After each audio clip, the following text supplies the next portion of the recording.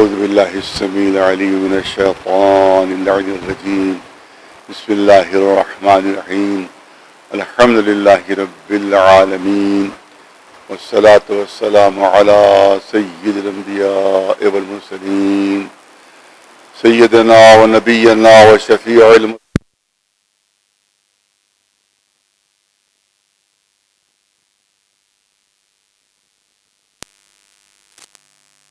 المعصومين.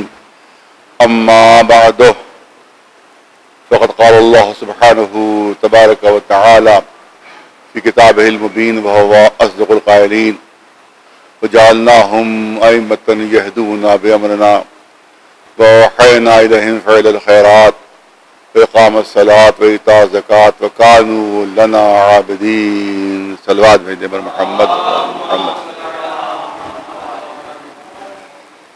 سلسلہ گفتگو کا یہ چھٹا مرحلہ ہے، اور آئے کریمہ ایک بنیادی حیثیت رہتی ہے ہمارے مذہب، ہمارے عقیدے، ہمارے مسلک کے لحاظ سے. لیکن جیسا کہ میں نے ہر مجلس میں اختیار کیا ہے کہ چند جملے ادائے اہل بیت علیہ السلام کے سلسلے میں میں عرض کر رہا ہوں. کل میں نے عرض کیا کہ 3 پتھر وہ جو حج میں ہوتے ہیں، اور اس کے بعد اس پر پتھر بارے جاتے ہیں، ککریاں باری جاتی ہیں، اور جب کعبے میں ہی مسلمان آتے ہیں تو ایک چوتھا پتھر ملتا ہے، اس کی تعظیم ہو رہی ہے، تکریم ہو رہی ہے، اس کو چومنے کی کوشش ہو رہی ہے. فرق کیا ہوگا؟ فرق ہوا نسبت سے، فرق ہوا معنویت سے. تو یہی سب سے بڑی حقیقت ہے جس کو مسلمانوں کے پیش نظر رکھنا چاہیے.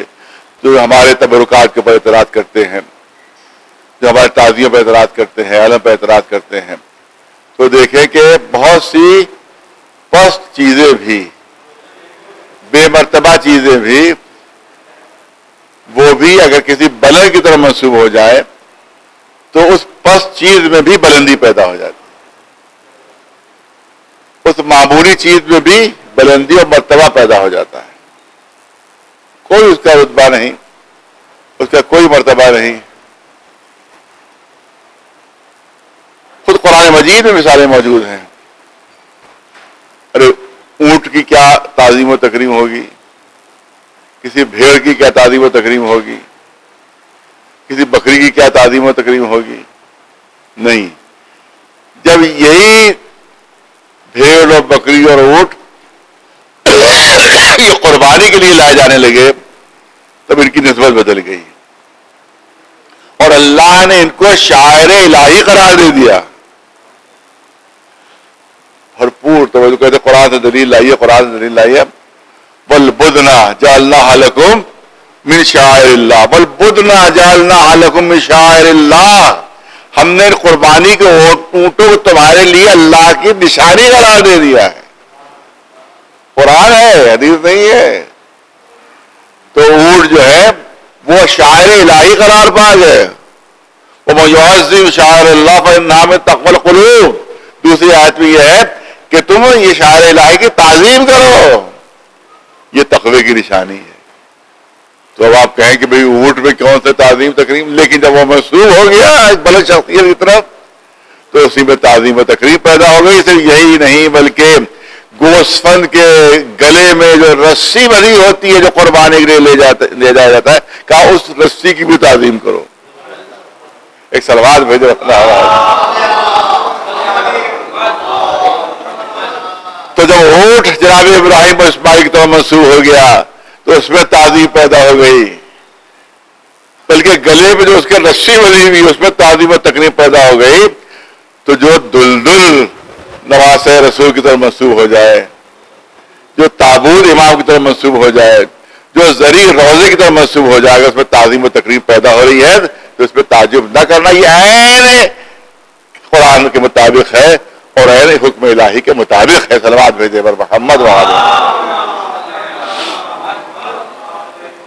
میری مثالیں جو ہوتی ہیں بہت چھوٹی چھوٹی عام فہم ہوتی مثالیں کہ جس کی وجہ سے چھوٹے بچے بھی بات کو سمجھ سکیں، اور بات واضح نہیں ہوتی ہے تو میں ایک مثال دینا چاہتا ہوں کہ ایک چھوٹا بچہ بھی سمجھ سکتا ہے. آپ دیکھیں کہ میری جو ہے وہ جرابیں پیر کی جو ہے، جو پیر وہ ایک جہاں رکھی ہوئی تھی میرے برابر میں، ایک صاحب گزرے، ان کی ٹھوکر لگ گئی، اس میں پیر پڑ گیا، میں نے اس کو اٹھا کے دوسری طرف رکھ دیا. نہ کوئی زمین پر شکن پڑی، نہ کوئی لڑائی جھگڑے کی نوبت کہ آپ نے میری جرابوں پیر کیوں رکھ دیا.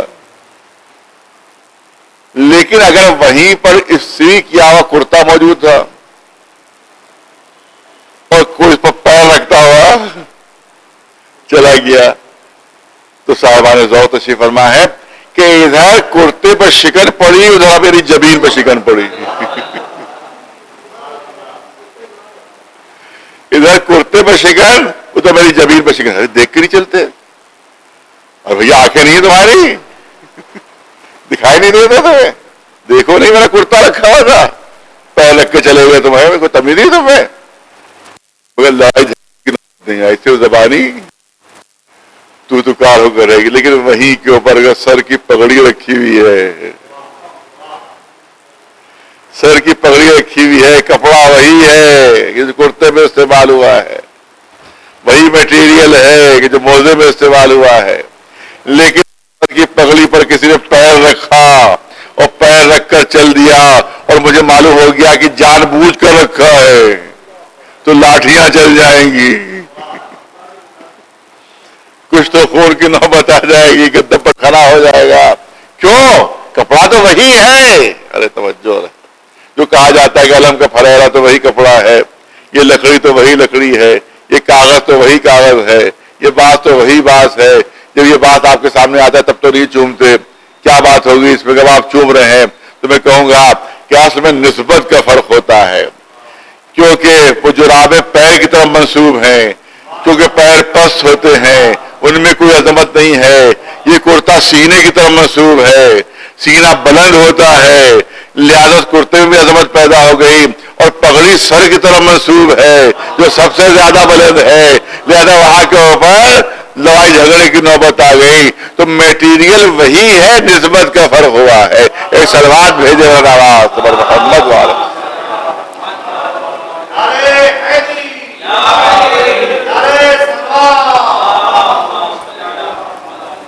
دوسری پیش کر دوں مسلمانوں کے سامنے، بہت مثال ہے کہ ایک گھر ہم نے بنایا، اس پہ ہم نے میٹیریل لگایا جو لگتا ہے سیمنٹ ہے، اینٹیں ہیں، پتھر ہے، اس سے ایک گھر ہم نے بنا دیا. اب وہ گھر ہم نے کہا کہ یہ میرا گھر ہے، یہ میرا گھر ہے. کوئی عظمت پیدا ہوئی، کوئی تعظیم، کوئی تکریم، کوئی احتیاط، کوئی احترام، کیونکہ میں نے کہا میرا گھر ہے، میرا گھر ہے. لیکن اگر اسی میٹیریل سے جس سے میرا گھر بنا ہے، اسی مسالے سے کہ جس سے میرا گھر بنا ہے، یہ بھی وہی ہے جس سے میرا گھر بنا ہے، ہو سکتا ہے بھی وہی ہو سکتا ہے مزدور بھی وہی ہو، ایک دوسرا گھر تیار ہوا. توجہ ہے، مسالہ وہی ہے جو میرے گھر میں، اینٹیں وہی ہیں جو میرے گھر میں استعمال ہوئی ہیں، تمام چیزیں وہی ہیں جو میرے گھر میں استعمال ہوئی ہیں. ہو سکتا ہے معمار اور بننا بھی وہی ہو سکتا ہے مزدور بھی وہی ہو. دوسرا گھر تیار ہوا، اللہ کا گھر ہے، ہم نے کہا یہ مسجد ہے. ادھر نسبت بدلی، ادھر احکام بدلے. ایک سلوات بھیجے لینا، نسبت وہی چیز ہے، کوئی فرق نہیں. اینٹیں بھی وہی استعمال ہوئی ہیں، ہو سکتا ہے اسی کمپنی کی ہو کہ جس کمپنی کے گھر میں استعمال ہوئی ہے، سیمنٹ بھی اسی کمپنی کی کہ جو ہمارے گھر میں استعمال ہوئی ہے، معمار بھی وہی ہیں، مزدور بھی وہی ہیں. لیکن ہم نے کہہ دیا کہ یہ اللہ کا گھر ہے تو احکام بدل گئے. ہم اپنے گھر میں جس حالت میں بھی داخل ہو جاتے ہیں، کوئی حکم نہیں، شریعت کا کوئی حکم نہیں، لیکن مسجد میں حالت نجاست میں داخل نہیں ہو سکتے. اب حکم ہو گیا، گھر میں جوتے پر چپلیں پہن کے اندر چلے گئے، کوئی بے احترامی نہیں ہوئی. لیکن جو اللہ کا گھر ہے تو جوتے چپلیں باہر اتار کر اندر آئیے. اس کا احترام فرض ہے. ارے جب بھی جائیے تو دنیاوی گفتگو نہ کیجیے, ذکر الہی کیجیے.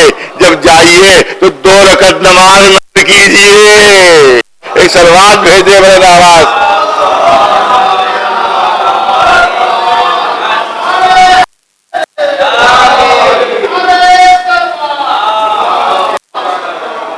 اس میں سو نہیں سکتے مسجد میں. سونا منع, سوائے مسافروں کو چھوڑ کر سونا منع اس کے اندر. تو اس کے علاوہ تمام احکام بدلے, چیزیں وہی ہے, صرف نسبت بدل گئی ہے. تو سارے احکام بدل گئے. تو اب یہاں پر ایک فرق اور کرنا چاہتا ہوں کہ یہاں کے بہت توجہ ہے, یہاں پر ہم نے کہا ہے کہ یہ اللہ کا گھر ہے. ارے بہت توجہ ہے, ہم نے کہا ہے کہ یہ اللہ کا گھر ہے, خود اللہ نے نہیں کہا کہ یہ میرا گھر ہے. ارے توجہ کا طالب ہوں, خود ہم نے کہا اللہ کا گھر ہے. اللہ نے خود آ کر نہیں کہا کہ یہ میرا گھر ہے. اللہ کا کوئی فرمان نازل نہیں ہوا میرا گھر ہے, خود ہم نے نسبت دے دی کہ یہ اللہ کا گھر ہے. تو اس میں اتنی عظمت پیدا ہو گئی, اس میں اتنا شرف پیدا ہو گیا, اس میں پیدا ہو گیا. تو ہم جس کو اللہ کی طرف نسبت دے دیں تو اس میں اتنا مرتبہ پیدا ہو جاتا ہے. اور اگر کسی گھر کو اللہ خدا کی طرف منسوب کر لے تو اس میں کتنی عظمت و شرف پیدا ہو جائے گا.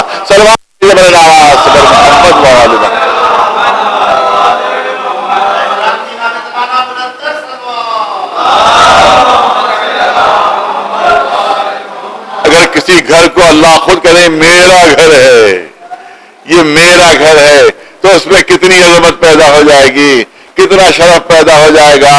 ارے کعبے میں جو پتھر استعمال ہو رہے ہیں وہ وہی پتھر ہے جو عام عرب کے گھروں میں استعمال ہوتے تھے, وہی تمام چیزیں استعمال ہو رہی ہیں. حجر اسود کو چھوڑ کر باقی سارے پتھر تو وہی ہے کہ جو عرب میں استعمال ہوا کرتے تھے, وہی پتھر ہے. اور آپ دیکھیں, لیکن انہی پتھروں سے جب ایک مکان تیار ہوا اور اللہ نے کہا یہ میرا گھر ہے, وہ میرا گھر ہے, تو نبی بھی اس طرح سر جھکا رہا ہے, رسول بھی اس طرح سر جھکا رہا ہے, امام بھی اس طرح سر جھکا رہے, پوری دنیا کا سر اس کی طرف جھک گیا کیونکہ اللہ نے خود منسوب کر لیا. ایک سلوات بھیجے بڑے آواز. پر یہاں پر ایک فرق اور پیش کر کے اس پہلو کو مکمل کرنا چاہتا ہوں. آپ دیکھیں کہ خود کعبے میں اپنی کوئی عظمت نہیں ہے, کوئی خود اپنا ذاتی شرف نہیں ہے. ان پتھروں میں کوئی اپنا ذاتی شرف نہیں ہے. میں نے کہا حجر اسود جس کی روایت ہے کہ وہ جنت سے آیا تھا, اس حجر اسود کو چھوڑ کر بقیہ جتنے پتھر اس میں استعمال ہو رہے ہیں ان میں اپنا کوئی ذاتی شرف نہیں, اپنا کوئی ذاتی مرتبہ نہیں.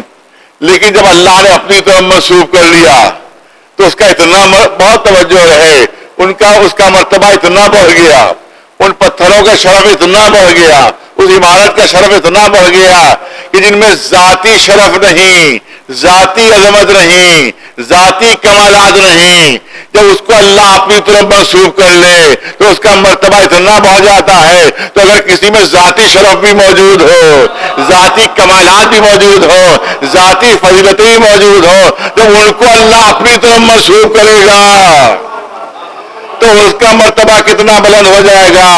ارے کعبے میں ذاتی شرف نہیں تھا, اللہ نے اپنی طرف منسوب کر لیا, لیکن رسول میں ذاتی شرف بھی موجود ہے. ارے توجہ ہے, ذاتی شرف بھی موجود ہے, ذاتی کمالات بھی موجود ہے. جب اللہ نے ان کو اپنی طرف منسوب کر کے کہا کہ میں اپنے بندے کو لے کر جا رہا ہوں تو رسول ہی کو معراج مل جاتی ہے. ایک سلوات بھیجے بلند آواز. کعبہ زمین ہی پر رہ جاتا ہے, رسول اللہ کعبہ قوس ادنیٰ کی منزلوں پر پہنچ جاتے ہیں. اور بس آخری جملہ نظر کرنا چاہتا ہوں, ہاں کعبے میں اپنا ذاتی شرف نہیں ہے, ذاتی فضیلت نہیں ہے, صرف اللہ نے اپنی طرف منسوب کر لیا ہے تو اس میں اتنی عظمت, اتنا شرف, اتنا مرتبہ پیدا ہو گیا. لیکن علی میں ذاتی شرف بھی موجود ہے, ذاتی کمالات بھی موجود ہیں, ذاتی فضیلت بھی موجود ہیں. جب ان کو اپنی طرف منسوب کر کے نفس اللہ نے کہا تو اسی کعبے کو ان کا سچا خانہ بنا دیا گیا. ایک سلوات بھیجے بلند آواز. ایک سلوات بلند آواز سے محمد و آل محمد. اب یہ نہ دیکھو جب کہا جاتا ہے مذاق اڑایا جاتا ہے تو مذاق کو آنے کے لیے اسلام میں تمام چیزیں مل جائیں گی تمہیں کہ جو منسوب ہے مگر ذاتی شرف کے بغیر بلند شخص کی طرح جب منسوب ہوئی تو اس میں عظمت پیدا ہو گئی، شرف پیدا ہو گیا، مرتبہ پیدا ہو گیا. تو اب یہ تو دیکھو کہ تعزیہ منسوب کس کی طرف ہے، یہ نہ دیکھو کہ کاغذ ہے، یہ نہ دیکھو کہ بانس کی تیلیاں ہیں، یہ دیکھو منسوب کس کی طرف ہے.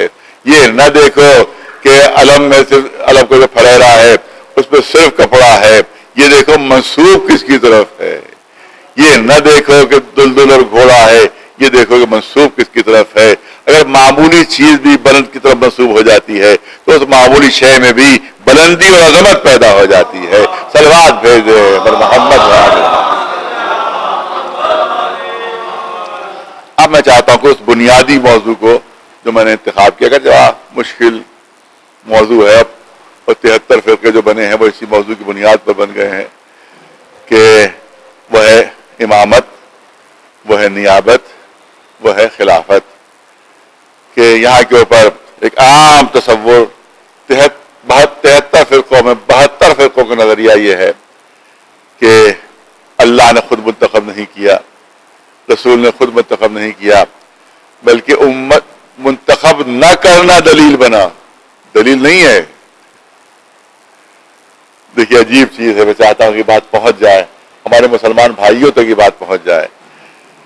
عجیب دلیل ہے، عجیب و غریب دلیل ہے.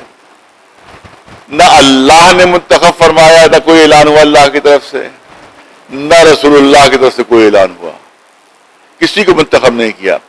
کیونکہ منتخب نہیں کیا اللہ نے، منتخب نہیں کیا رسول اللہ نے، اور امام کی ضرورت بہت تھی. توجہ رہے، دلیل دیکھیے، دلیل یہی دلیل، اس کے علاوہ کوئی دلیل نہیں ہے. نہ اللہ نے منتخب کیا، کوئی اعلان ہوا اللہ کی طرف سے، نہ رسول اللہ نے منتخب کیا، کوئی اعلان ہوا رسول کی طرف سے، نہ اللہ کی طرف سے اعلان، نہ رسول کی طرف سے اعلان، لیکن ضرورت بہت تھی. تو اعلان نہ ہونا اس بات کی دلیل بن گیا کہ ہمیں اختیار دے دیا، ہمیں اختیار دے دیا کہ ہم خود منتخب کریں. تو سوال یہاں پر ہوتا ہے کہ ضرورت کا احساس مسلمانوں کو ہوا کہ کوئی امام ہونا چاہیے، کوئی رہبر ہونا چاہیے، کوئی نائب ہونا چاہیے، لیکن معاذ اللہ اس کا احساس نہ اللہ کو ہو سکا، نہ اس کا احساس رسول اللہ کو ہو سکا. تو بتاؤ زیادہ سمجھدار کون نکلا؟ ایک سوال بھیجے اللہ. معاذ اللہ امت کی سمجھ میں آ گیا کہ بڑی ضرورت ہے، نہ معاذ اللہ سمجھ سکا کہ بڑی ضرورت ہے، نہ رسول اللہ کی معاذ اللہ سمجھ میں آیا کہ بہت ضرورت ہے. امت سمجھ گئی کہ بہت ضرورت ہے، لہذا رسول اللہ کے دفن و کفن میں شریک نہ ہو کر انتخاب ہوا ہے. ایک سلوات بھیجے رہے محمد. اور یہ بات میں کبھی آج سے 10-12 سال پہلے امام مالک کو پڑھ چکا ہوں. تو ابن حجر اسقلانی اور وہ اپنی کتاب میں تحریر فرماتے ہیں، نہیں جلال الدین سیوطی اپنی کتاب میں تحریر فرماتے ہیں، اس کہتے ہیں کتاب کا نام ہے سواق محرقہ.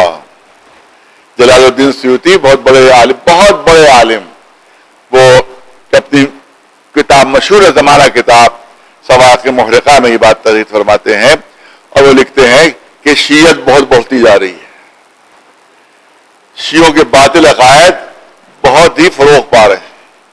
لہذا میں چاہتا ہوں کہ ایسی کتاب لکھ دو کہ جو شیعہ عقائد پر بجلی بن کر گرے اور سارے عقائد شیعوں کے جل کر راکھ ہو جائیں. اس لیے سواق محرقہ، جلانے والی بجلیاں، کتاب کا نام ہی رکھ دیا انہوں نے، کتاب کا نام ہی رکھ دیا جلانے والی بجلیاں، تاکہ عقائد شیعوں کے سب جل کر راکھ ہو جائیں. وہ ایسی کتاب میں نے لکھ دی ہے. اب وہاں پر وہ لکھتے ہیں، دفاع کرتے ہیں، لکھتے ہیں کہ شیعہ الزام لگاتے ہیں اور تانا دیتے ہیں کہ صاحب رسول اللہ کے دفن کفن میں شریک ہوئے بعض بزرگ صحابہ، بعض بڑے صحابہ جو تھے وہ رسول اللہ کے دفن کفن میں شریک نہیں ہوئے، اور جا کر سقیفہ میں انہوں نے انتخاب کر لیا، یہاں رسول اللہ دفن ہو گئے اور وہ اپنے انتخاب کرتے رہے وہاں پر. تو اب یہ نہیں کہتے کہ شریک ہوئے تھے، یہ نہیں کہا انہوں نے، کوئی تو یہ کہنا چاہیے تھا شیعہ جھوٹ بولتے ہیں، شیعہ غلط کہتے ہیں، شریک ہوئے تھے سب کے سب شریک ہوئے تھے، جھوٹے ہیں شیعہ. یہ نہیں کہا انہوں نے، بلکہ شریک نہ ہونے کی تعویل دی، شریک نہ ہونے کی توجیہ پیش کی انہوں نے کہ شیعہ نہیں سمجھ پا رہے ہیں کہ کیوں شریک نہیں ہوئے. ارے توجہ چاہوں گا، سوا کے محرقہ میں علامہ جلال الدین السیوطی تحریر فرماتے ہیں کہ کیوں شریک نہیں ہوئے اس کی وجہ شیعہ نہیں سمجھ پا رہے. ارے بھائی کیوں شریک نہیں ہوئے، کیا وجہ تھی؟ کہ دیکھیے رسول اللہ کی حدیث ہے، من مات ولم یعرف امام زمانہ ہی مات میتۃ جاہلیہ. اگر کوئی مر گیا اور اپنے اپنے زمانے کے امام کو نہیں پہچانا تو وہ جاہلیت کی موت مرا. رسول اللہ کی حدیث کہ جو مر گیا اور اپنے زمانے کے امام کو نہیں پہچانا وہ جاہلیت کی موت مرائی ہے، رسول کی حدیث. اور اگر یہ اصحاب کرام رسول اللہ کے دفن و کفن میں شریک ہوئے ہوتے تو کم از کم 2-3 گھنٹے تو لگتے.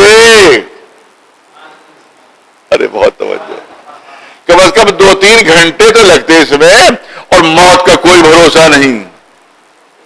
اگر 2-3 گھنٹے میں کسی مسلمان کی موت ہو جاتی، کوئی دنیا سے رخصت ہو جاتا تو میدان حشر میں شکایت کرتا کہ کوئی امام تھا ہی نہیں میں جس سے منسلک ہوتا، جس سے تبسط اختیار کرتا، جس کی معرفت کرتا. تو لہذا وہ مسلمان جاہلیت کی موت مر جاتا اور الزام ہم پر آ جاتا کہ ہم نے منتخب نہیں کیا، لہذا فلاں مسلمان جاہلیت کی موت مر گیا. لہذا ضروری تھا کہ جیسے ہی رسول اللہ دنیا سے رخصت ویسے ہی انتخاب ہو جائے، فوری انتخاب ہو جائے، فوری انتخاب ہو جائے. لہذا مجبوری کے تحت، اسی مجبوری کے تحت بہت سے بزرگ آپ وہ کفن رسالت میں شریک نہیں ہو سکے، کیونکہ رسول اللہ کی حدیث تھی کہ اگر کوئی مر جائے اور اپنے زمانے کے امام کو نہ پہچانے تو جاہلیت کی موت مرا. لہذا ضروری تھا کہ فوراً انتخاب ہو جائے، اس لیے وہ شریک نہیں ہو سکے. تو چلیے ہم نے آپ کے وضو کو مان لیا، آپ کی تعویل کو مان لیا، آپ کی توجیہ کو مان لیا کہ اگر 2-3 گھنٹے سوچ کے مصروف ہو جاتے یہاں پر، اس زمانے میں کوئی مر جاتا، اس دوران میں کوئی مر جاتا تو جاہلیت کی موت مر جاتا. لہذا رسول کے دفن و کفن کو چھوڑ کر انتخاب میں شریک ہوئے تو کم از کم آپ کی تعویل کو مان لیا، مگر کم از کم یہ بات تو ثابت ہو گئی کہ زمانہ 2 گھنٹے کے لیے بھی بغیر امام کے نہیں رہ سکتا. یہ بات تو آپ نے ثابت ہی کر دی کہ زمانہ 2 گھنٹے کے لیے بھی بغیر امام کے نہیں رہ سکتا. لہذا دفن و کفن چھوڑ کر انتخاب میں شریک ہو گئے. تو مجھے بتائیے کہ جب 2 گھنٹے کے لیے زمانہ بغیر امام کے نہیں رہ سکتا تو اب وہ صدیوں پر صدیاں گزر رہی ہیں، بتاؤ زمانے کا امام کون ہے؟ ایک سلمان بھیج دے بلند آواز. تو 72 فرقے جواب نہیں دے سکتے، جواب ایک ہی فرقہ دے سکتا ہے کہ جس کا امام زمانہ موجود ہے. ایک سلوات بھیجے بلند آواز.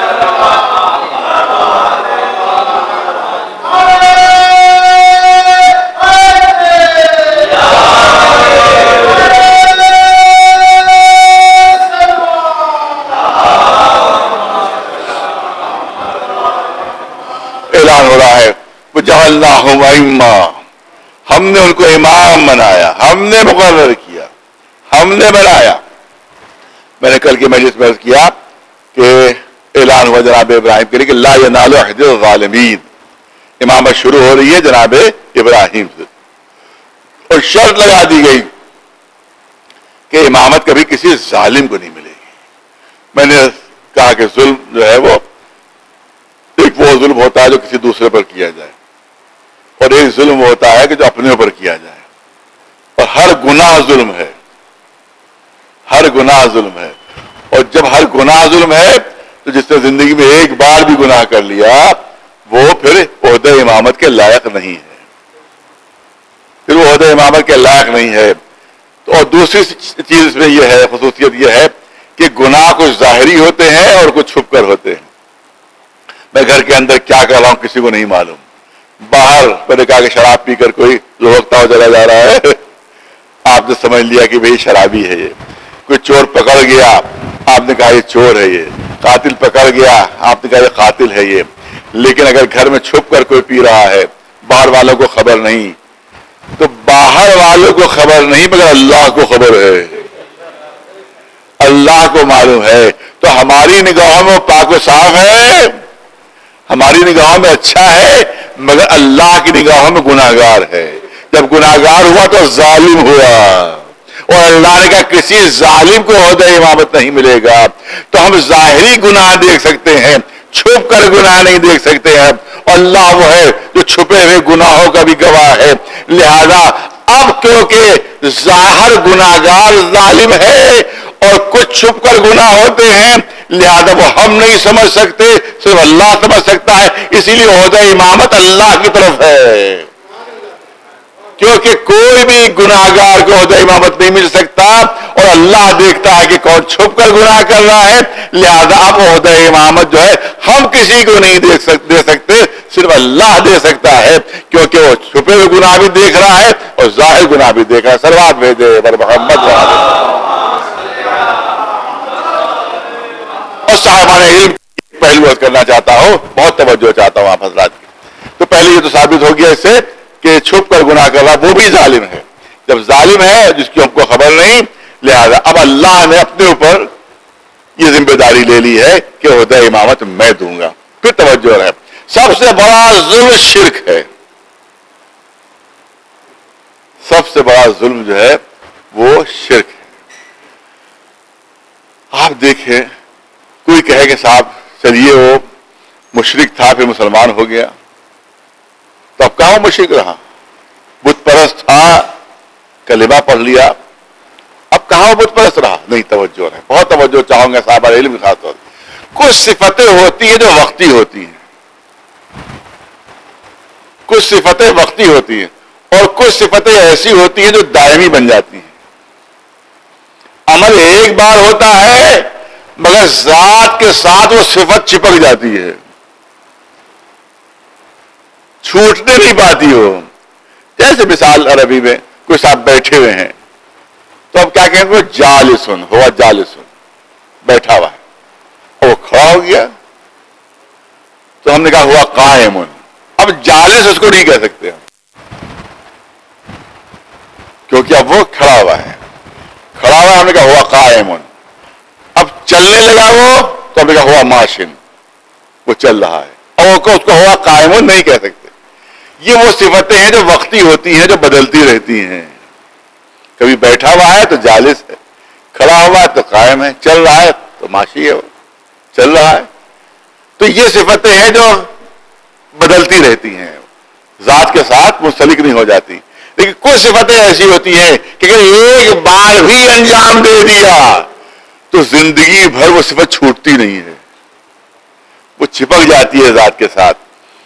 کسی نے ایک بار چوری کی, سزا بھی ہو گئی, واپس بھی آ گیا جیل سے, لیکن جب بھی آئے گا وہ چور آ رہا ہے. ارے بھیا ایک بار چوری کی تھی 20 سال پہلے,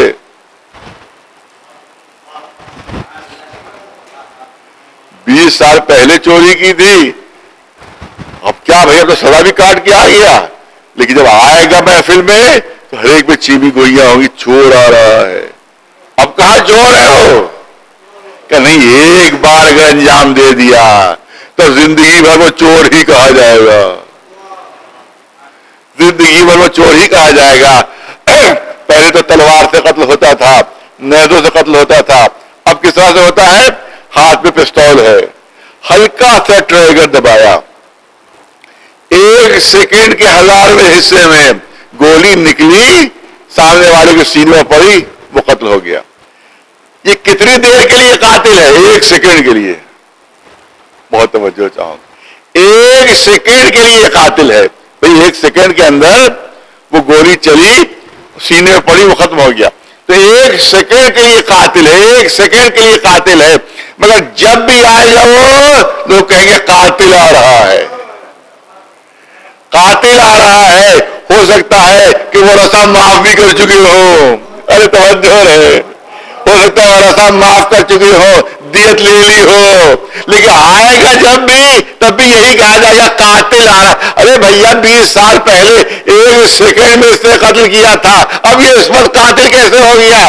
کہا نہیں، زندگی بھر یہ صفت اس کے ساتھ لگی رہے گی، یہ قاتل ہے۔ اس کا مطلب یہ ہے کہ کچھ صفتیں وقتی ہوتی ہیں اور کچھ صفتیں دائمی ہوتی ہیں۔ ایک بار بھی بت کو سجدہ کر لیا تب یہ بن گیا مشرک، ارے جب بھی آئے گا کہا جائے گا یہ شرک کر چکا ہے۔ یہ صفت ایسی ہے جو ذات کے ساتھ چپک جاتی ہے، پھر چھوٹتی نہیں ہے، چاہے کلمہ کیوں نہ پڑھ لیا ہو۔ لہذا امامت اس کو نہیں مل سکتی کہ جو ظالم ہو، زندگی کے کسی حصے میں بھی شرک کیا ہو، اسے امامت نہیں ملے گی۔ امامت اسے ملے گی جس کے لیے دشمن بھی کہہ رہا کرم اللہ وجہہ، ارے جس نے ایک لمحے کے لیے بھی کبھی شرک نہیں کیا۔ ایک سلوات بھیجے محمد والا،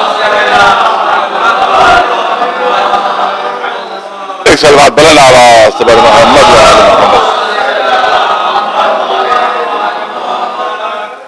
اب کسی نے پوچھا مولا سے، مولا یہ بتائیے کہ ظلم کے کیا معنی ہے؟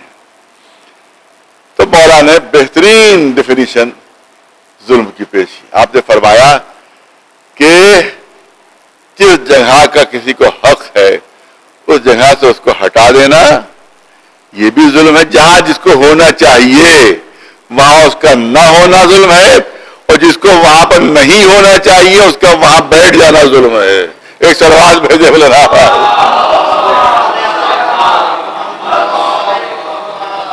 اب اس کی بھی سادہ مثالیں موجود ہیں۔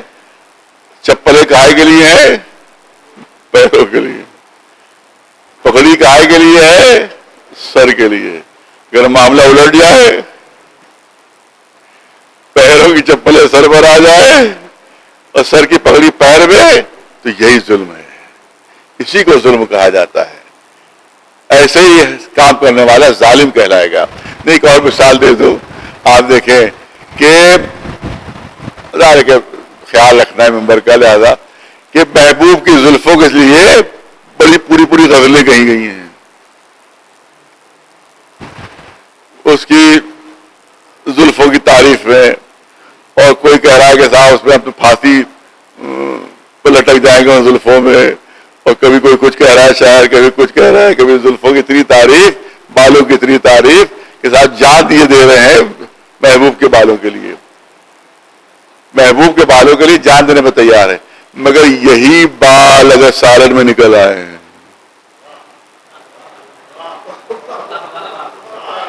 جس کے لیے پوری غزلیں، پوری نظمیں آپ نے تعریف میں کی ہیں، یہی بال اگر سالن میں نکل آئے تو نفرت سے نکال کر پھینک دیں گے اسے، نفرت سے۔ ارے بھائی اس کے لیے تو آپ 10 اشعار کی غزل کہہ چکے، کہا یہ اس وقت تعریف کے قابل تھا جب اپنی جگہ پر تھا، اپنی جگہ بدلی اب مذمت کے لائق ہو گیا۔ تو یہ نہ کہو کہ ہم اصحاب کے مخالف ہیں، ہم سب کا احترام کرتے ہیں، مگر بس اپنی جگہ پر رہے تبھی قابل احترام ہے۔ ایک سلوات بھیجے بنا آواز، ایک سلوات بنا آواز،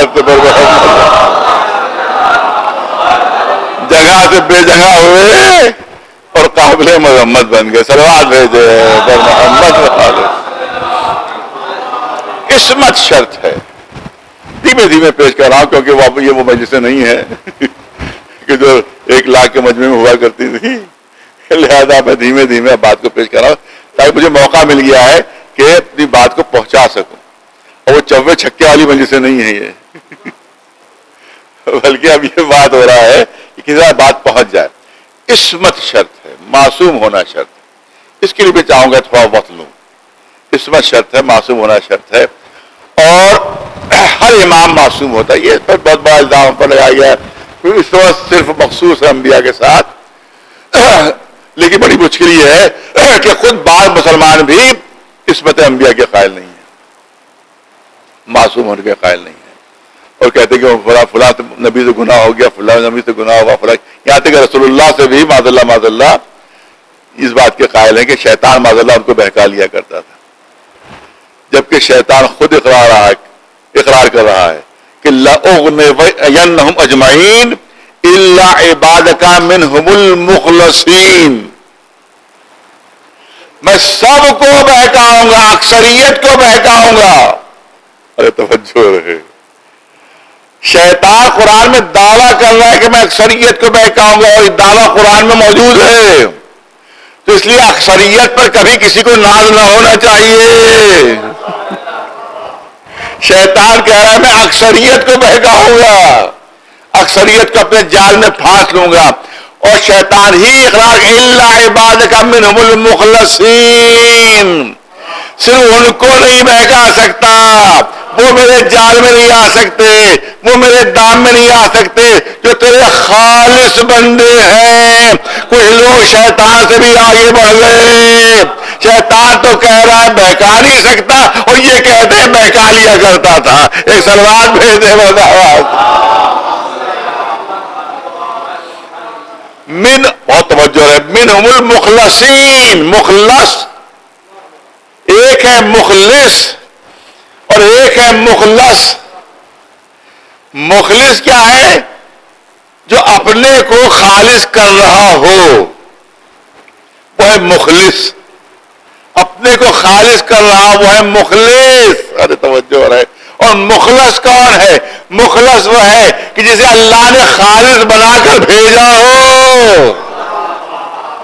الا عبادک منہم المخلصین، ہم لوگ وہ ہیں جو مخلص کہلا سکتے ہیں، لیکن ہم کو مخلص کا لقب نہیں مل سکتا۔ مخلص کا لقب خود بتا رہا ہے کہ جو اللہ کی طرف سے آتا ہے وہ اللہ کی طرف سے پاک و صاف آتا ہے، معصوم آتا ہے۔ ایک سلوات بھیجو نواز پر محمد والے۔ جو عمیر نام کی ایک شخصیت ہے، اس نے چھٹے امام جعفر صادق علیہ السلام کے شاگرد، اور ان کے لیے کہا کہ میں نے ان کی زبان سے عصمت کی ایسی دلیل سنی ہے جو آج تک میں نے کسی سے نہیں سنی۔ ہشام ابن حکم بہت بڑے فلسفی، بہت بڑے عالم تھے، امام کے شاگرد۔ ابن عمیر نام کی ایک شخصیت، وہ کہتے ہیں ان کی زبان سے ہم نے جو عصمت کی دلیل سنی ہے ائمہ کے سلسلے میں، وہ میں نے آج تک کسی سے نہیں سنی۔ پوچھا کیا دلیل؟ اب سنیے، وہ دلیل سن لیجیے، بات میں مکمل کرو۔ انہوں نے کہا، انہوں نے دلیل دی کہ 4 چیزیں ایسی ہیں جو گناہ کا سر چشمہ ہے، اس کے علاوہ کوئی 5ویں چیز نہیں۔ بہت توجہ چاہوں گا کہ 4 چیزیں ایسی ہیں۔ ہشام ابن حکم بیان کر رہے ہیں، امام جعفر صادق علیہ السلام کے شاگرد، چھٹے امام کے شاگرد، وہ بیان فرما رہے ہیں کہ 4 چیزیں دنیا میں ایسی ہیں جو ہمیشہ گناہوں کا سر چشمہ بنتی ہیں، ان 4 سے کوئی 5ویں چیز آپ کو نہیں ملے گی۔ ایک چیز کیا ہے؟ لالچ، حرص۔ لالچ گناہ کا سر چشمہ بنتی ہے۔ زیادہ سے زیادہ دولت مل جائے گا، ایمانداری سے نہیں ملے گی، بے ایمانی سے ملے، چوری سے ملے، رشوت سے ملے، ڈکیتی سے ملے، ملاوٹی مال بیچ کر ملے، نقلی مال بیچ کر ملے۔ معلوم ہوا کہ انسان کا خون دینا تھا، اس کے بجائے بھینس کا خون چڑھا دیا، مر گیا بیچارہ مریض، پیسے ان کو مل گئے، اس کی جان گئی، ان کو رقم مل گئی۔ یہ ہے لالچ، یہ ہے لالچ۔ پل ایسا بنایا کہ اس میں مسالہ خراب لگا دیا، اور پورا پل گر گیا، 100 آدمی مر گئے، ان کو پیسے مل گئے، ادھر انسانوں کی جانیں چلی گئی۔ یہ ہے لالچ، یہ ہے حرص۔ حرص ہمیشہ لالچ اس کو ہوتی ہے کہ جس کے بعد دولت کی کمی ہو، جس کے بعد دولت کی کمی ہو اس کو حرص ہوتی ہے، لالچ ہوتی ہے۔ لیکن اماموں کو کبھی حرص ہو ہی نہیں سکتی، کبھی لالچ ہو ہی نہیں سکتی، کیونکہ یہ قدرت کے خزانوں کے خزینے دار ہیں۔ کائنات کا ہر خزانہ ان کے قبضے میں ہے۔ یہ مٹی کو ٹھوکر مارے تو سونا بن جاتی ہے، ان کو کس چیز کی لالچ ہو سکتی ہے؟ ایک سلوات بھیجے آواز۔ لالچ، یہ سوتا بند ہو گیا، یہ چشمہ بند ہو گیا گناہوں کا اماموں کے سلسلے میں، کیونکہ پوری کائنات کے وہ مالک ہیں۔ میں نے بہت عرصے پہلے مثال پیش کی تھی، یہاں پہ جلدی چاہتا ہوں اگرچہ وقت کے دامن زیادہ گنجائش نہیں ہے، میں نے یہاں پیش کیا تھا کہ لوگ یہ کہتے ہیں کہ صاحب اماموں نے حکومت حاصل کرنے کے لیے کوشش کیوں نہیں کی؟ اماموں نے کبھی حکومت، دیکھیے حقیقت یہی ہے کہ اگر کسی کا حق چھنتا ہے تو کوشش کرتا ہے کہ اس حق کو حاصل کر لے۔ کسی کی جیب سے اگر 100 روپے بھی نکال کر کوئی بھاگ جائے تو پہلے تو بیچارہ خود پیچھے دوڑتا ہے، جو خود نہیں دوڑ پاتا تو دوسروں سے فریاد کرتا ہے، دیکھو میرے 100 روپے لیے جا رہا ہے، پکڑو اس کو، میں نہیں دوڑ پا رہا، تم لوگ پکڑو اس کو۔ تو کسی کے جیب سے 100 روپے بھی اگر کوئی نکال کر بھاگے تو اس کی کوشش یہ ہوتی ہے کہ 100 روپے مل جائے۔ اتنی بڑی حکومت اہل بیت کی چلی گئی، کبھی کوشش ہی نہیں کی۔ کوشش نہ کرنا اس بات کی دلیل ہے کہ ان کا حق ہی نہیں تھا۔ دلیل سن لیجیے، دلیل جو ہے مخالفوں کی وہ یہی ہے کہ ان کا صحیح نہ کرنا، کوشش نہ کرنا خود اس بات کی دلیل ہے کہ اگر حق ہوتا تو حاصل کرنے کی کوشش کرتے، اور حقیقت بھی یہی ہے کہ ائمہ نے کبھی بھی حکومت حاصل کرنے کی کوشش کی ہی نہیں، کبھی نہیں، بلکہ آتی ہوئی حکومتوں کو ٹھوکر مارا ہے تو دوسروں تک پہنچی ہیں۔ ایک سلمان بھیجے محمد والے، تو اس بات کو دلیل بنایا جاتا ہے کہ صاحب اگر حق ہوتا ان کا، آپ کہتے حق تھا ان کا، حق تھا ان کا، ارے حق ہوتا تو کبھی تو کوشش کرتے حاصل کرنے کی، آپ اپنا حق حاصل نہیں کرتے، لاٹھی ڈنڈوں سے حاصل کر لیتے ہیں، عدالت کے ذریعے سے حاصل کرتے ہیں، سفارشوں کے ذریعے حاصل کرتے ہیں، آپ کوشش کرتے ہیں کہ آپ کا مال آپ کو واپس مل جائے، لیکن انہوں نے کبھی کوئی کوشش نہیں کی۔ تو اس کی میں نے مثال دی تھی، آج سے کئی برس پہلے کی بات ہے، میں یہاں پھر مثال دینا چاہتا ہوں کیونکہ یہ مجلسیں جو ہے وہ پوری عالم میں نشر ہو رہی ہیں، لہذا میں چاہتا ہوں کہ یہ مثال پہنچے پوری دنیا تک۔ آپ دیکھیں کہ اب میں لکھنؤ شہر کی مثال دینا چاہتا ہوں، ہر بڑے شہر میں مثال مل جائے گی کہ یہاں سب سے مہنگا جو بازار ہے وہ حضرت گنج ہے، سب سے مہنگا بازار حضرت گنج۔ درخواست میں جائیے گا وہ چیز 100 روپے میں ملے گی، وہی چیز آپ ابن آباد میں جائیے گا تو 200 میں ملے گی، وہی چیز آپ حضرت گنج میں خریدیں گے تو 400 میں ملے گی۔ اب خریدنے والا سمجھ رہا ہے کہ اگر میں درخواست سے خریدوں گا تو یہی چیز 100 روپے میں ملے گی، معلوم ہے اسے، لیکن کیونکہ حضرت گنج سے خریدنا اسٹیٹس سمبل ہے، ارے میں حضرت گنج سے لے کر آیا ہوں تو ہم معلوم ہے وہ پڑھ رہا ہے کہ حضرت گنج سے لے کر آیا، بڑا دولت مند ہے، تو بڑا سرمایہ دار ہے، جبکہ خریدنے والے کو بھی معلوم ہے کہ یہی نخاس سے خریدیں گے تو 100 روپے میں کوئی کہتا نخاسی مال ہے، بے عزتی ہو جائے گی، لہذا وہ حضرت گنج سے خرید رہا ہے۔ تو اب تصور کیجئے کہ کوئی بہت بڑے سیٹھ ہیں، بہت بڑے دولت مند ہیں، ایک انتہائی قیمتی کار سے وہ اترے حضرت گنج میں، انتہائی قیمتی کئی کروڑ کی وہ کار تھی، اس سے حضرت گنج میں اترے، جیب سے انہوں نے بٹوا نکالا، اور اب تو خیر وہ مثال بدل گئی، میں نے پہلی مثال دی تھی، نوٹ بندی سے پہلے کی مثال دی، میں نے اس وقت کہا تھا کہ 1000 کا نوٹ انہوں نے اپنے بٹوے سے نکالا تو 1000 کا نوٹ ہی ختم ہو گیا، لہذا مثال بدلنا پڑے گی، بلکہ 2000 کا نوٹ انہوں نے اپنے بٹوے سے نکالا، انہوں نے اتفاق سے ایک 98 بھی اس میں پڑی ہوئی تھی بٹوے میں، جب 2000 کا نوٹ انہوں نے نکالا کہ اپنے نوکر کو دینے کے لیے جاؤ سامنے دکان سے فلاں چیز خرید لاؤ، تو اتفاق سے اس بٹوے میں ایک 98 بھی تھی، جب 2000 کا نوٹ نکالا تو وہ 98 اتفاق سے بٹوے سے نکلی، سڑک پر گری اور سامنے لڑکتی ہوئی نالے میں چلی گئی۔ اب مجھے اتنا بتا دیجئے کہ جو اتنا بڑا سیٹ ہو، اتنا بڑا دولت مند ہو، خود اس کا بٹوا بتا رہا ہو کہ اس میں کتنے نوٹ بھرے ہوئے ہیں، کروڑوں کی گاڑی سے نیچے اترا ہو، پتہ نہیں کتنا تجوری میں بھرا ہوا ہے، پتہ نہیں کتنا بینک بیلنس اس کا ہے، اگر ایک 98 اس کے بٹوے سے گر کر نالی میں چلی گئی تو کیا دوڑ کر آگے جائے گا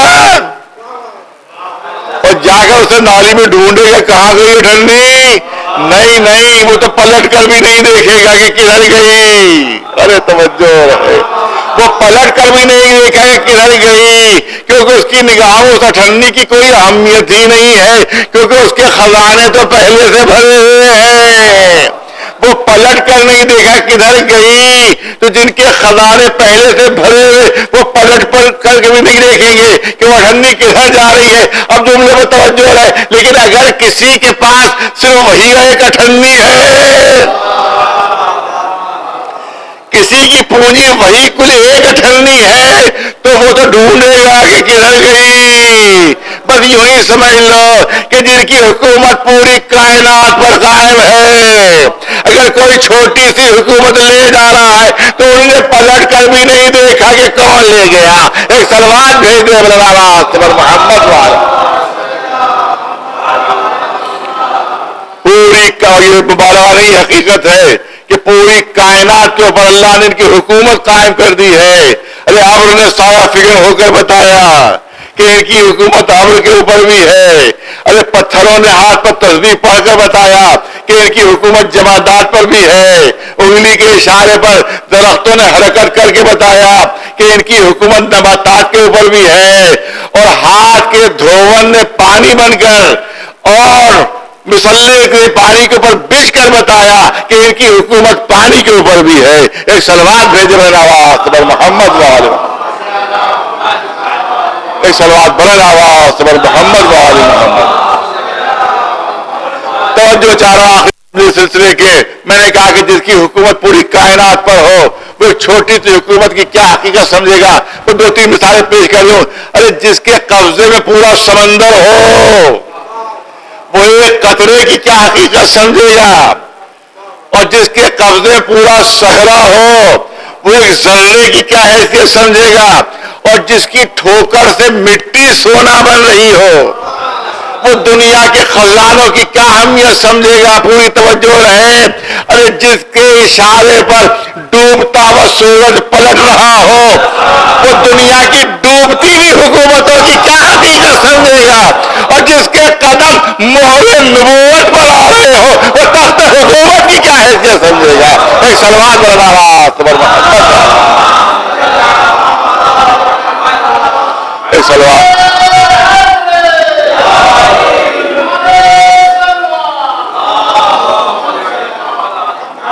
حقیقت یہی ہے کہ اللہ نے ان کو پوری کائنات پر حکومت دی ہے. یہ حاکم کائنات ہیں، ان کے اشاروں پر پوری کائنات چلتی ہے. لیکن کبھی کبھی جب امتحان کا موقع ہوتا ہے تو انہی اختیارات کو یہ استعمال نہیں کرتے. آپ دیکھیں کہ اگر ممکن تھا کہ کوئی علی کے گلے پر رسی باندھ سکے، امکان پذیر تھا، لوگ کہتے اتنا بہادر اتنا شجاع، اور آپ کہتے گلے میں رسی. نہیں، بہادر اور شجاع تھے، لیکن شجاعت کہتے ہی اس کو ہے کہ جو اللہ کے حکم کی تابع ہو، جو حکم الہی کے تابع ہو. خیبر اکھاڑنا بھی اللہ کے حکم کے تحت، اور گلے میں رسی بندھوا لینا بھی یہ بھی اللہ کے حکم کے تحت تھا. یہی کے اوپر ایک روایت موجود ہے جو کرنا چاہتا ہوں کہ جس وقت مولا علی گلے میں رسی بندھی ہوئی تھی، ان کو مدینے کی گلیوں میں پھرایا جا رہا تھا تو دو یہودی بھی یہ منظر دیکھ رہے تھے. جہاں مسلمان دیکھ رہے تھے اور یہودی منظر دیکھ رہے تھے. جیسے ہی مولا علی کو دیکھا گلے میں رسی بندھی ہوئی ہے اور مدینے کی گلی بھی کھینچا جا رہا ہے، تو ایک یہودی بلند آواز سے بولا اشہد ان لا الہ الا اللہ واشہد ان محمد رسول اللہ واشہد ان علی ولی اللہ. بے ساختہ اس نے کلمہ پڑھا. موجود ہے، روایت موجود ہے، معتبر ترین کتابوں میں روایت موجود ہے. بے ساختہ اس یہودی نے کلمہ پڑھا کہ اشہد ان لا الہ الا اللہ واشہد ان محمد رسول اللہ واشہد ان علی ولی اللہ. میں گواہی دیتا ہوں کہ اللہ میرا معبود ہے، میں گواہی دیتا ہوں محمد میرے رسول ہیں، میں گواہی دیتا ہوں کہ علی اللہ کے ولی ہیں. لوگوں نے حیرت سے کہا ارے بھائی اس سے پہلے تم نے تو کلمہ نہیں پڑھا. ارے یہی علی تو تھے جنہوں نے بدر فتح کیا تھا، یہی علی تو تھے جنہوں نے احد فتح کیا تھا. ارے یہی علی تو تھے کہ جنہوں نے تمہارا سب سے مضبوط قلعہ خیبر اکیلے فتح کر لیا تھا اور 2 انگلیوں سے در خیبر اکھاڑ لیا تھا. اس وقت میں کلمہ پڑھنا چاہیے تھا. جو اپنی طاقت کا مظاہرہ کر رہے تھے، جو اپنی بھرپور قوت کا مظاہرہ کر رہے تھے. ارے یہ کون سا موقع ہے کلمہ پڑھنے کا جب علی کے گلے میں رسی بندھی ہوئی ہے گلے میں بندھی ہوئی رسی ہی اس بات کا ثبوت ہے کہ یہ اللہ کے ولی ہے، یہ اللہ کی طرف بھیجے ہوئے نمائندے ہیں، کیونکہ جس میں اتنی زیادہ طاقت ہو کہ در خیبر کو اکھاڑ دے، اس میں کسی میں ہمت نہیں ہو سکتی کہ اس کے گلے میں رسی باندھے۔ اس کا مطلب ہے خیبر کا اکھاڑنا بھی اللہ کی مرضی سے تھا، گلے میں رسی بندھوانا بھی اللہ کی مرضی سے تھا۔ یہ اللہ کے نمائندے ہیں، اس سے ثابت ہوتا ہے لہذا میں کلمہ پڑھ رہا ہوں۔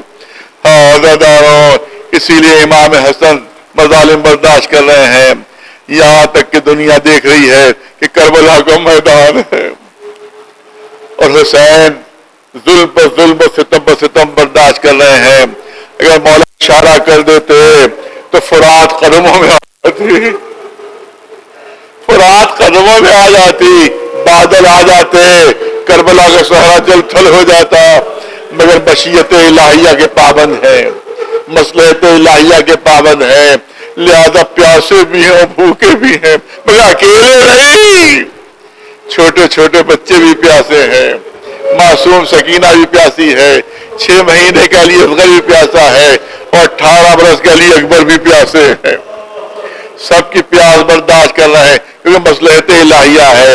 وہ دنیا کو یہ بتا رہے ہیں کہ ہم کو مجبور نہ سمجھنا، ہم مظلوم ضرور ہیں۔ ہاں آج کا دن وہ دن ہے کہ جو مخصوص ایک شہادت کے ساتھ آج ہمیں امام حسین کو خصوصی پرسہ دینا ہے، کیونکہ ان کا وہ فرزند کہ جو ہو بہو شبیہ رسالت ہے، جس کو زبان سمت سند دے رہی ہے کہ پالنے والے تیری بارگاہ میں وہ ہدیہ پیش کر رہا ہوں جو صورت میں، سیرت میں، رفتار میں، گفتار میں، کردار میں تیرے رسول کی ہو بہو شبیہ ہے۔ روایت ہے ایک یہودی آیا امام حسین کی خدمت میں اور کہا کہ بڑی مجھے حسرت تھی کہ میں آپ کے جد کی زیارت کروں، مگر میری قسمت میں نہیں تھا کہ ان کی زیارت ہو سکے، میں محروم رہ گیا ان کی زیارت سے، آپ کی جد کی زیارت سے۔ امام نے فرمایا میرے ننھے سے علی اکبر کو لے آؤ۔ جناب علی اکبر لائے گئے، آغوش پہ بیٹھے، کہا یہودی تجھے تمنا تھی کہ رسول کی زیارت کرے؟ یہ میرا بچہ ہو وہ تصویر رسالت ہے، اس کی زیارت کر لو، تم نے رسول کی زیارت کر لی۔ تصور کیجئے کہ وہ بچہ جو ہو بہت تصویر رسالت ہو، حسین کو کتنا عزیز ہوگا، امام حسین کو وہ کتنا محترم ہوگا۔ یہی وجہ ہے کہ جب جناب علی اکبر آئے ہیں سامنے ہاتھ جوڑ کر، بابا مرنے کی اجازت دیجیے، بابا مرنے کی اجازت دیجیے، حسین نے فرمایا اے بیٹا کس دل سے اجازت، تم تو میرے نانا کی شبیہ، ارے جب بھی میں نانا کی زیارت کا مشتاق ہوتا تھا تو تمہاری زیارت کرتا تھا، تمہیں کیسے اجازت دوں؟ روایت کہتی ہے جناب علی اکبر نے امام حسین کے قدموں پر سر رکھ دیا، بابا مرنے کی اجازت دیجیے، بابا مرنے کی اجازت دیجیے۔ حسین نے اجازت تو دے دی، اجازت تو دے دی، مگر حمید ابن مسلم جو دشمن کا راوی ہے وہ لکھتا ہے کہ پورے واقعے کربلا میں میں نے اتنی مایوسی حسین کے چہرے پر کبھی نہیں دیکھی جو اس وقت دیکھی کہ جب علی اکبر کو اجازت دی۔ اے بیٹا اگر جا نہیں چاہتے ہو تو اہل حرم سے رخصت ہو لو، بیویوں سے رخصت ہو لو، کسی سے نہیں کہا کہ اہل حرم سے رخصت ہو، صرف جناب علی اکبر کے لیے ملتا ہے کہ اہل حرم سے رخصت ہو۔ جناب عباس گئے تھے خیموں میں مگر مشق سکینہ لینے گئے تھے، رخصت ہونے نہیں گئے تھے، اکیلے تنہا جناب علی اکبر ہیں تو جن کے لیے امام حسین فرما رہے ہیں اے علی اکبر جا کے تو اہل حرم سے رخصت ہو لو۔ چاہتے تھے کہ بیویاں بھی آخری بار تصویر رسول کی زیارت کر لے۔ حمید کہتا ہے علی اکبر خیمے کے اندر جاتے ہیں مگر نکلنے میں تاخیر ہو رہی ہے، نکلنے میں تاخیر ہو رہی ہے۔ وہ کہتا مجھے تعجب ہو رہا ہے کہ آخر علی اکبر کے نکلنے میں اتنی تاخیر کیوں؟ کہتا میری نگاہ خیام حسین کی طرف اٹھی تو میں نے ایک عجیب منظر دیکھا کہ علی اکبر خیمے سے نکلنا چاہتے ہیں، چھوٹی چھوٹی بچیاں علی اکبر کے قدموں سے لپٹ جاتی ہے، علی اکبر کو واپس لے جاتی ہے۔ اب یہ دشمن کے جملے ہیں، وہ لکھتا ہے کہ علی اکبر خیمے سے ایسے نکلے کہ جیسے کسی بڑے گھر سے جنازہ نکلتا. جناب علی اکبر گھوڑے پر سوار ہوئے, گھوڑے کو ہیر دی, چاہتے ہیں کہ جلد سے جلد دشمن پر حملہ کریں. گھوڑوں کی ٹاپوں کی آوازیں ہیں, اسلحوں کی جھنکاروں کی آوازیں ہیں, طبلے جنگ کی آوازیں ہیں. انہیں تمام آوازوں میں علی اکبر کے کان میں آواز آتی ہے, واہ علی اکبر, واہ علی اکبر. اب جو پلٹ کر دیکھا بوڑھا باپ کمر تھامے پیچھے پیچھے دوڑتا ہوا چلا آ رہا ہے, پیچھے پیچھے دوڑتا ہوا چلا آ رہا ہے. علی اکبر نے گھوڑا روکا, اے بابا آپ تو مرنے کی اجازت دے چکے ہیں, آپ کو یہ کیا حال ہو رہا ہے؟ اے بیٹا اگر تم بھی صاحب اولاد ہوتے تو تمہیں اندازہ ہوتا کہ ایک بوڑھے باپ پر ایک جوان فرزند کی جدائی کا کیا اثر ہوتا ہے. جناب علی اکبر جاتے ہیں, روایت میں ہے کہ 17 حملے کی علی اکبر نے. تذکرے جناب علی اکبر 2 منٹ کی زحمت ہے. 17 حملے کی جناب علی اکبر نے. ہر حملے کے بعد پلٹ کر آ کر کہتے تھے, بابا آپ دیکھ رہے میں کیسی جنگ کر رہا ہوں, آپ دیکھ رہے میں کیسی جنگ کر رہا ہوں. کہا علی اکبر میں دیکھ رہا ہوں کیسی زبردست تم جنگ کر رہے ہو, تم نے دکھا دیا خان بہادر رسالت کے جوان کیسی جنگ کرتے ہیں. کہا بابا مگر عجیب بات ہے, جب بھی میں بڑھ کر حملے کرتا ہوں پہلی سے کسی کی آواز آتی ہے, ہاں علی اکبر ایسے ہی جنگ کی جاتی ہے, پہلو سے کسی کی آواز آتی ہے. اے بابا یہ کس کی آواز ہے؟ امام فرماتے میرے بابا علی تمہاری جنگ دیکھنے کے لیے نجف سے آئے. دارو اب جب آخری حملہ کرنا تھا جناب علی اکبر کو, امام حسین کی خدمت میں آتے ہیں. بابا عالم یہ تھا کہ زرا کی کڑیوں سے خون ابل رہا تھا. خدمت میں آئے, بابا اگر کہیں سے تھوڑا سا پانی مل جائے تو اب بھی میں دکھا دوں کیسی جنگ ہوتی ہے. اب ذرا حسین کے دل سے پوچھئے کہ حسین کے دل کا کیا ہوا ہوگا. نہیں 1 منٹ کی زحمت ہے.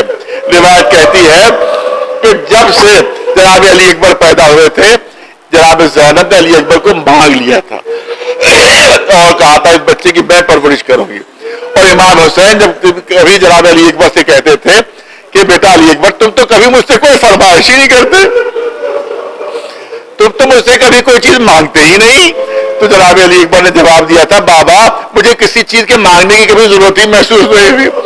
میری پھوپھی کی نگاہ میرے چہرے پر رہتی ہے, وہ میرے چہرے سے سمجھ جاتی ہے کہ مجھے کس بات کی ضرورت ہے, وہ چیز فراہم ہو جاتی ہے. اس کا مطلب یہ ہے کہ باپ کی حیثیت سے حسین کی تمنا تھی کہ علی اکبر کچھ مانگے. پہلی مرتبہ علی اکبر کچھ مانگ رہے ہیں, وہ بھی پانی جیسی معمولی چیز. اب تصور کرو حسین کے دل کا کیا ہوا ہوگا. اب آخری جملہ نہ ڈالو, شاید کسی پر یہ گزری ہو, شاید کسی پر سننے والوں میں اور دیکھنے والوں میں شاید کبھی کسی پر گزری ہو کہ اگر بیٹا اولاد بیمار ہو, بالکل ڈاکٹر نے جواب دے دیا ہو, معلوم ہو کہ بس چند لمحوں کا مہمان ہے یہ, اسی عالم میں وہ بچہ کسی بات کی فرمائش کر دے. اس عالم میں جب ڈاکٹر جواب دے چکے ہیں, جب ماں باپ کو معلوم ہے کہ بس یہ زیادہ دیر زندہ نہیں رہے گا, اس عالم میں وہ بچہ کوئی فرمائش کر دے تو ماں باپ اپنے کو بیچ کر وہ فرمائش پوری کریں گے. اور اگر وہ فرمائش پوری نہ ہو تو زندگی بھر دل پر داغ رہے گا کہ آخری وقت بچے نے فرمائش کی, ہم پوری نہ کر سکے. حسین سمجھ رہے اب جو علی اکبر جائیں گے زندہ واپس نہیں آئیں گے. اس وقت علی اکبر فرمائش کر رہے ہیں, بابا کہیں سے تھوڑا سا پانی مل جائے. اب تصور کرو حسین کے دل کا کیا ہوا ہوگا. تھوڑی دیر بعد کانوں میں آواز آئی, اے بابا علی اکبر کا سلام آخر قبول کیجئے. حسین لڑکھڑاتے قدموں سے زمین پر بیٹھے, علی اکبر کے قریب پہنچے, دیکھا علی اکبر ہیڑیاں رگڑ رہے ہیں. اے بیٹا کیا اذیت ہے, اے بیٹا کیا تکلیف ہے. بابا کوئی اذیت نہیں, بابا کوئی تکلیف نہیں. ارے اگر اذیت نہیں تو اتنا طلب کیوں رہے ہو, اگر اذیت نہیں تو اتنا بے چین کیوں ہو. اتنے طرف کیوں رہے ہو؟ ارے جو اذیت ہو بتا دو، جو تکلیف ہو بتا دو۔ جب حسین نے بہت اصرار کیا تو علی اکبر نے اب کہا بابا آپ کا اصرار ہے تو سنیے کہ جب قاتل نے سینے پر برچھی ماری تو برچھی سینے کو توڑ کر اندر اتر گئی، جب واپس کھینچی تو برچھی کی یعنی ٹوٹ کر سینے کے اندر رہ گئی ہے۔ اے بابا اگر ہو سکے تو یہ برچھی کی یعنی نکال دیجئے، کیونکہ بڑی تکلیف اور بڑی اذیت ہے۔